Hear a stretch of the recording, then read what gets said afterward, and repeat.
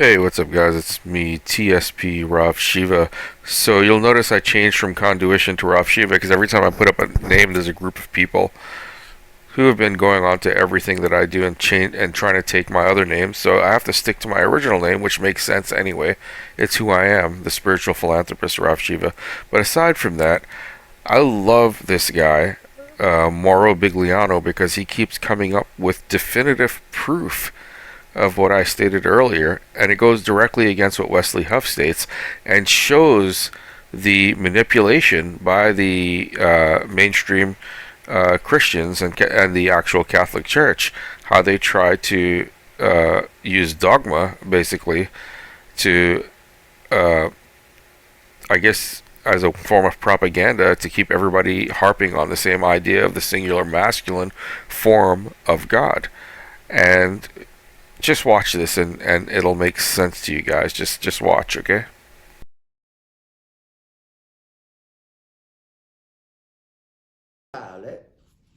Perché non se ne esce. I don't want to go into the merits of all the explanations that have been worked out to try to prove that Elohim is singular.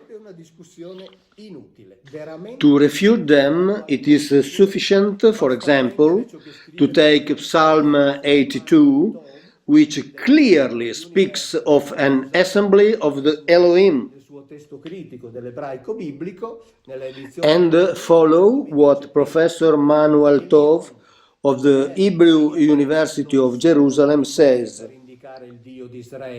Ma corrispondono in realtà a tre individui diversi. He says that the various ways used by Hebrew to indicate the term we translate with God actually refer to different people, and the terms are El, Elion, and Yahweh. El is probably one of the singular forms of the term Elohim. The other form is Eloah. Questa è, come dire, una radice che ritorna. Per esempio, in aramaico abbiamo, viene normalmente traslitterato. In Aramaic we have Elah. In Syriac language we have Allah. In ebraico, scusate, in arabo In Arabic we have Ilah, to then get to identify the unique God with Allah. The Arabs say La ilaha illallah wa Muhammad Rasulallah. There is no God apart from Allah, and Muhammad is his prophet.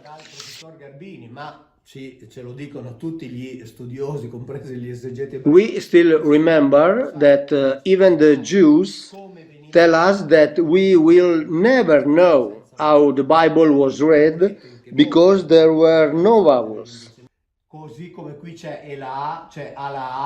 As you can understand, all these terms, if they are considered without the vowels, they are all very similar. So we are faced with the same category of individuals, also from the point of view of the name. Teniamo presente che quando l'ebraico è stato vocalizzato, Allah si stava diffondendo rapidamente nel Mediterraneo e quindi chissà che magari certe vocalizzazioni. Allora, nel mondo del non sapere facciamo... So we saw that from the point of view of the meaning of nouns, from the point of view of the use of verbs, from the point of view of uncertainties in the translations, we are faced with a situation in which we don't know. So, in this situation of not knowing, what we can do? A very simple thing.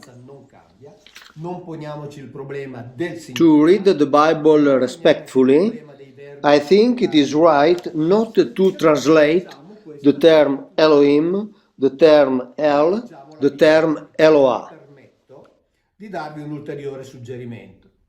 Prima di fare questo, And when in the Bibles we have at home, we find the term God, we can replace it with the term Elohim, thus leaving the word used by the biblical authors. per dire, a partire dalla Genesi, oppure potrà leggere il Pentateuco, oppure potrà leggere, diciamo, quantomeno fino ad oltre al So Pentateuco. we will understand that without entering into useless discussions and with the utmost respect for the biblical authors, if you read the Bible while keeping the terms they use, we will realize that we are faced with a Bible different from the one we are told, but a Bible much more fascinating, much more concrete, much more understandable,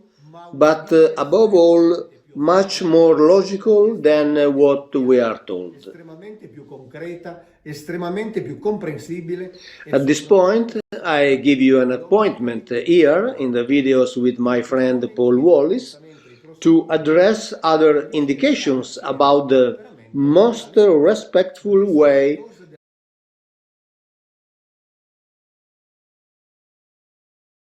So basically, what you can see, which I've seen before by other scholars, as a matter of fact, where they use all the different interpretations from Aramaic to, which is Christ, Yeshua's, or whoever you want to call Jesus, but his name was Yeshua. From Yeshua's language was Aramaic, from where he was born and the area that he lived in, and the Arabic language, which is also expressed the exact same way, even though it's not spelled the same. Allah, very similar. And then you go back to the ancient Hebrew with the Jewish word as well, Elohim, Eloah, and they all have the exact same type of even with the slight changes in the vowels, it's still very similar in nature, and they all represent the plural aspect, as he mentioned here, Mr. Bigliano, or shall I say Professor Bigliano, I guess, I don't know. But this guy is a scholar in what he does, and he speaks of other scholars all saying that if they talk about the Bible in respect to the truth of what it is, it's an assembly of beings. He even differentiated the term between Yahweh and Elohim, and saying that these are all different entities. So, this is, if you look at what they're saying, the modern day scholars who are much older than Wesley, have been around for a long time, and have really studied these things and did the research, they're all saying that Billy Carson is right. All of them. They're saying that Billy Carson is onto something, and everybody knows that. So this was an attack on Billy Carson, as far as I'm concerned, because if you look at the other scholars around the world, they're in agreement with Billy Carson and many others in the ancient aliens theories. So I'll leave you with that, and I'll be posting up some more stuff up there. I know everybody's asking, some people are like, why don't I debate Wesley? Why doesn't Wesley debate this man? This man seems to know what he's talking about. He's a scholar in this area. I'm not. But I'm definitely willing to go toe-to-toe with any of them. I'm not a scholar in this area, but if they foul up in any way, I'm the type of person that will actually do the research to find out. So I'll leave you guys with that. I am Rav Shiva, the spiritual philanthropist. Even though other people are now starting to take all my names and try to copy everything that I do. I don't know why, because I'm not famous. I don't have a lot of followers. But there has to be another agenda on why they're doing that to me. But I'll get into another video and show you who I really am and what I've been through.